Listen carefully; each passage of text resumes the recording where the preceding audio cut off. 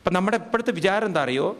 I am separating from my family, I am separating from my people.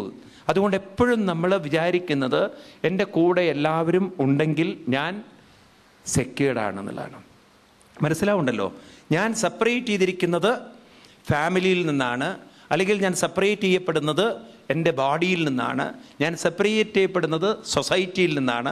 Separation ആർക്കും ഇഷ്ടമില്ല. എല്ലാവർക്കും വേണ്ടത് പറയൂ ഒരു യൂണിയനാണ്, ഒരു യൂണിറ്റിയാണ്, ഒരു എന്താ പറയുക റിലേഷൻഷിപ്പാണ്, ക്ലോസ്നെസ്സാണ്.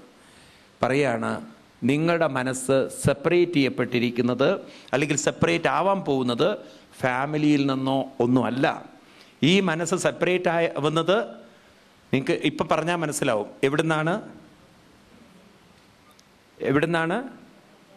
പരമാത്മാവിൽ നിന്നേ അതിന് സെപ്പറേറ്റഡ് ആവാൻ പറ്റുള്ളൂ. കാരണം കോൺഷ്യസ് ആയ മൈൻഡിന് ഒരിക്കലും കോസ്മിക്കിൽ നിന്ന് സെപ്പറേറ്റ് ആവാൻ പറ്റില്ല.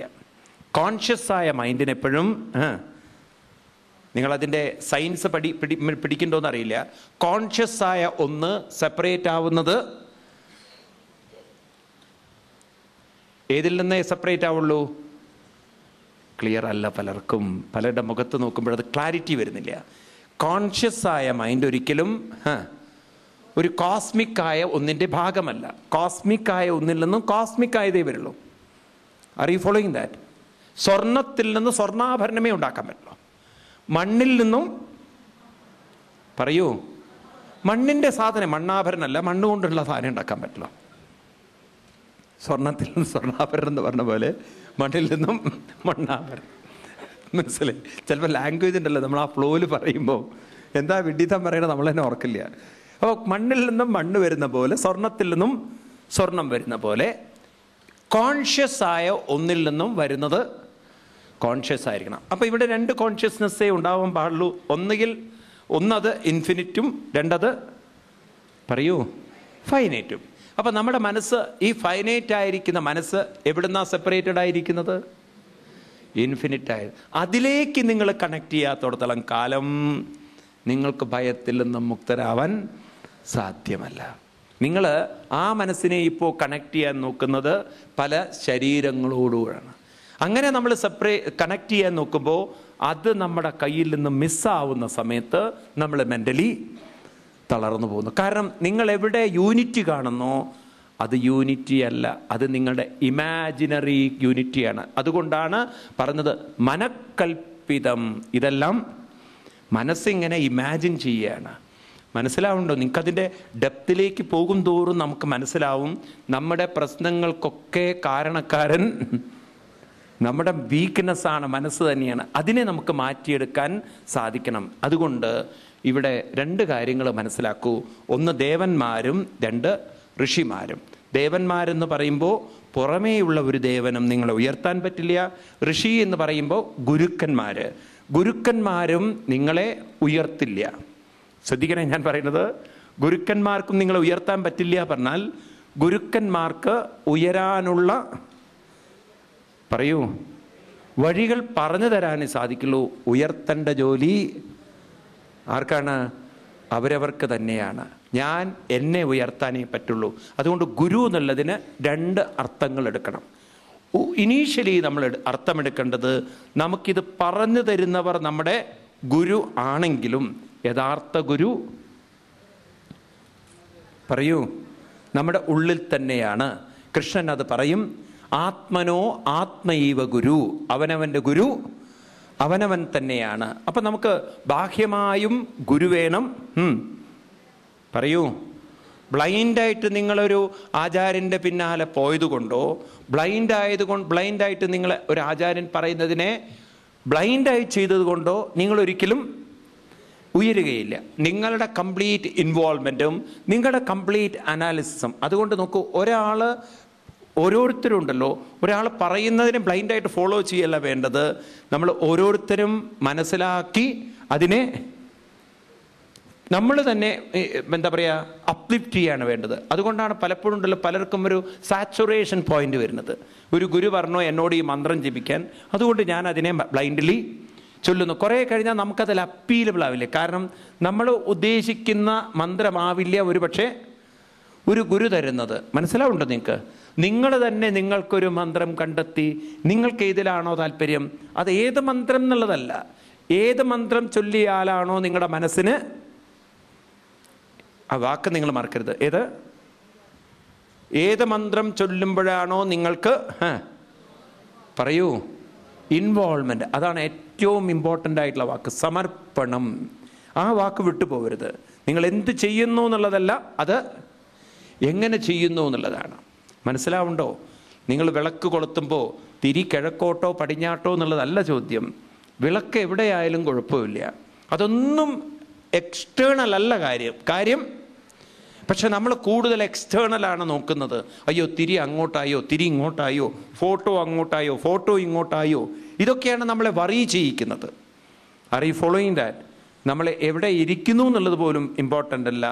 നിങ്ങൾ ഇരുന്ന സമയത്ത് നിങ്ങളുടെ മനസ്സ് എത്രമാത്രം ടോട്ടലി ചെയ്യുന്ന കാര്യത്തിൽ പറയൂ ഇൻവോൾവായി. ആ വാക്ക് നിങ്ങൾ മറക്കരുത്. കൃഷ്ണൻ ആവർത്തിച്ച വാക്കാണ് സമർപ്പണം, സമർപ്പണം, സമർപ്പണം. 12-ാം അധ്യായത്തിൽ 14-ാം ശ്ലോകത്തിൽ ഈ ഒരു ശ്ലോകം നിങ്ങളൊന്ന് അടിവരയിട്ടാൽ മതി.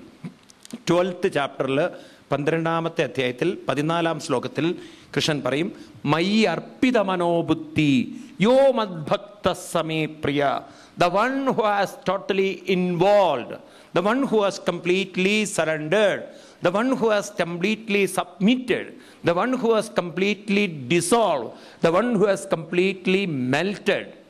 ആ മൈൻഡ് ഉള്ളവരാണ് മേ ഭക്ത മേ പ്രിയ, അവരാണ് എൻ്റെ.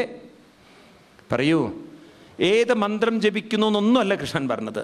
മയി അർപ്പിത മനോ, പറയൂ ബുദ്ധി. അർപ്പിതം എന്നുള്ളൊരു വാക്കുണ്ടോ അവിടെ? ആണോ അല്ലയോ? അതുകൊണ്ട് ഈ അന്ധവിശ്വാസങ്ങളൊക്കെ എടുത്ത് കളയൂ നിങ്ങൾ. കാരണം ഇത്രയും കാലം നിങ്ങൾ ഫോളോ ചെയ്ത പലതും ഉണ്ടല്ലോ, അത് ബ്ലൈൻഡ് ഫോളോവിങ് ആയിരുന്നു. ആരോ പറഞ്ഞു, നമ്മളത് അങ്ങോട്ട് ഫോളോ ചെയ്യണു. ഇനി നമ്മൾ അതിലൊരു മാറ്റം വരുത്തുക, ഒരു കോൺഷ്യസ്നെസ് അവിടെ വയ്ക്കുക, ഒരു അവെയർനെസ് വയ്ക്കുക. ഞാൻ ചെയ്യുന്ന കാര്യത്തിൽ അല്പമെങ്കിലും പറയൂ ഇൻവോൾവ് ചെയ്യുന്നുണ്ടോ? ആ ഇൻവോൾവ്മെൻറ്റോട് കൂടിയിട്ടാണോ ഞാൻ പോകുന്നത്? ഇങ്ങനെ ക്രമേണ ശനൈരുപരമേത്, ഒറ്റയടിക്ക് നിങ്ങൾക്ക് മാറ്റാൻ പറ്റില്ല. ശനൈരുപരമേത്. ശനൈ എന്ന് പറഞ്ഞാൽ ശനിയാഴ്ച അല്ല. ശനൈ എന്ന് പറഞ്ഞാൽ സ്ലോലി നിങ്ങൾക്ക് നിങ്ങളെ മാറ്റിയെടുക്കാൻ പറ്റും. പക്ഷെ ആ അവെയർനെസ് വേണം. എന്താ അവെയർനെസ്? ഞാൻ ചെയ്യുന്നതിൽ. ഇപ്പം നാളെ മുതൽ നിങ്ങൾ കുറച്ച് നാമം ചെല്ലുമ്പോൾ ഇങ്ങനെ നിങ്ങൾ നാമം ജപിക്കൂ. യൂഷ്വലി നിങ്ങൾ കൃഷ്ണായ വാസുദേവായ ഹരേ നമ സമയം ബാക്കി നാളെ ചെല്ലാം, അങ്ങനെ ഒരു ധൃതി വെച്ച് ചിലരുണ്ടല്ലോ, എന്താ പറയുക, അമ്പലത്തിലൊക്കെ പോകുന്ന സമയത്ത് നിങ്ങൾ കണ്ടിട്ടുണ്ടാവും, ഈ ഓഫീസിലേക്കൊക്കെ പോകുമ്പോഴാണ് അമ്പലത്തിൽ പോകുന്നത്. പ്രത്യേകിച്ച് സ്ത്രീകളൊക്കെ ആണെങ്കിൽ ബാഗ് ഉണ്ടാവുമല്ലോ കയ്യിൽ. അപ്പോൾ ബാഗ് ഇങ്ങനെ ഇറുക്കി പിടിച്ചിട്ടൊക്കെ ആയിരിക്കും അവർ നമസ്കരിക്കുന്നതൊക്കെ. പകുതി മനസ്സ് ഇത് അടിച്ചു പോകരുതേ എന്നുള്ളതാണ്. മനസ്സിലായില്ലേ? അങ്ങനെ ഒരു യാന്ത്രികമായി നമ്മൾ ഗുരുവായൂരിലൊക്കെ പോയാൽ നിങ്ങൾക്ക് കാണാം, നിങ്ങൾ നാമ ജപിക്കുന്ന സമയത്ത് നാരായണ നാരായണ നാരായണ, നിങ്ങൾക്ക് തോന്നുന്നുണ്ടോ നാരായണ എന്നാണ് നിങ്ങൾ ജപിക്കുന്നത്? ഓ, ആ സാരി തിരക്കടില്ല, ആ മാല തിരക്കടില്ല. അങ്ങോട്ടും ഇങ്ങോട്ടും നോക്കുന്നതിൻ്റെ ഇടയിൽ അവിടുത്തെ അനൗൺസ്മെൻറ്റ്. ഭക്തജനങ്ങളുടെ പ്രത്യേക ശ്രദ്ധയ്ക്ക് നിങ്ങളുടെ കാതും കഴുത്തും, അതാണ് അവിടെ വരുന്ന അനൗൺസ്മെൻറ്റ്. അപ്പോഴേക്കും ഓരോരുത്തരുടെ ഭക്തി നിങ്ങൾക്ക് കാണാം. ഗുരുവായൂരപ്പാ നാരായണ, അത് ഇങ്ങനെയും കൂടി പ്രാർത്ഥിക്കുന്നവരുണ്ട്. കാരണം ഇത് അടിച്ചു പോകുന്നുള്ള പേര്. ഈ തരത്തിലുള്ള ഒരു ഫൂളിഷ്, എന്താ പറയുക, കുറേ ചടങ്ങുകൾ അതായിപ്പോയി നമ്മുടെ ഇന്നത്തെ ഹിന്ദുമതം. നിങ്ങളും ഞാനും റെസ്പോൺസിബിളാണ് അതിന്. അതുകൊണ്ട് ഇതിൽ കുറച്ചൊരു മാറ്റം വരുത്തണമെന്നില്ലേ? വേണോ വേണ്ടയോ? എത്ര പേര് തയ്യാറാണ്? നാളെ മുതൽ അല്പനേരം നാമം ജപിക്കുമ്പോൾ കുറച്ച് നേരം നിങ്ങൾ മനസ്സതിൽ പരിപൂർണമായി, പക്ഷേ അത്ര എളുപ്പത്തിലൊന്നും മനസ്സതിൽ ലയിക്കില്ല. അതിൽ ലയിക്കാൻ തുടങ്ങിയാൽ മനസ്സ് പറയും പേടിയാവുന്നു. കാരണം വേണ്ടാത്ത ചിന്തകളില്ലെങ്കിൽ സുഖമില്ല. ഒരു കൂട്ടുകെട്ട് വേണം നമുക്ക്. കാരണം മനസ്സതിൽ ലയിക്കുമ്പോണ്ടല്ലോ നിങ്ങളുടെ പിടുത്തം വിട്ടു, നിങ്ങളുടെ ഈഗോ പോയി, നിങ്ങളുടെ ഞാനെന്നൊരു ചിന്ത പോയി. ഈഗോയ്ക്ക് എപ്പോഴും ഒരു കൂട്ടുകെട്ട് വേണം. ഏതാ കൂട്ടുകെട്ട് അറിയാം? വേണ്ടാത്ത ചിന്ത. നാരായണ നാരായണ, അവിടെ പോകണം, അവളെ കാണണം, വർത്തമാനം പറയണം, നാരായണ നാരായണ നാരായണ നാരായണ. ഇവിടെ നാരായണൻ ജപിക്കുകയാണ്, അവിടെ പോയി നിങ്ങൾ കണ്ടു, വർത്തമാനം പറഞ്ഞു, അതൊക്കെ കഴിഞ്ഞ് നാരായണ കഴിഞ്ഞു, ഇനി പോവാൻ വീട്ടിൽ. കാരണം മനസ്സിനെപ്പോഴും ഒരു എന്താ പറയുക, ഒരു ചെറിയൊരു പേടി ഉള്ളിലുണ്ട്. ആ പേടി ഉള്ളത് കൊണ്ട് അത് മുഴുവൻ നിങ്ങളെ അങ്ങോട്ട് സബ്മിറ്റ് ചെയ്യാൻ നിങ്ങളെ അനുവദിക്കില്ല. പിടുത്തം വിടണം. നാരായണായേതി. കുറച്ചു നേരം, അല്പനേരം നിങ്ങൾ ട്രൈ ചെയ്യൂ. നാളെ നിങ്ങൾ ട്രൈ ചെയ്താൽ, മറ്റന്നാൾ നിങ്ങൾ ചെയ്താൽ ക്രമേണ എന്ത് വരുന്നറിയോ? ഒരു രസം പിടികിട്ടും നിങ്ങൾക്ക്. ഇതിൻ്റെ പേരാണ് ഭക്തി ലഹരി എന്ന് പറയും. ഭക്തി ലഹരി, ഭക്തി രസം എന്ന് പറയണം.